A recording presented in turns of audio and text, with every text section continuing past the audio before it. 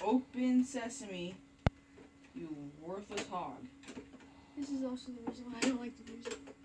Well, then both of your Xboxes are broken. No, this one does this because when it gets too hot, because we use it a lot, it gets too hot, it does this. So it just can't be played for a while. You're telling me that entire night that we weren't using it or it wasn't even on, it was being basically just warming up. Because that doesn't explain why it's not working anymore. No, this does work. After a while. After a while. I know how to open it. Got it.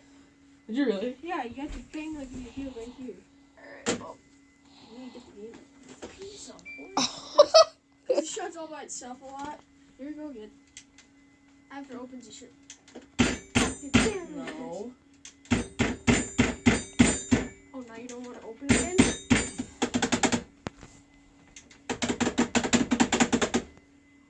Shit. Got it. Hurry, hurry, hurry!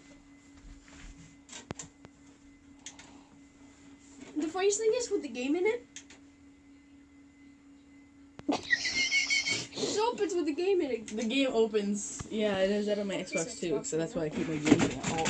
I fucking hate this.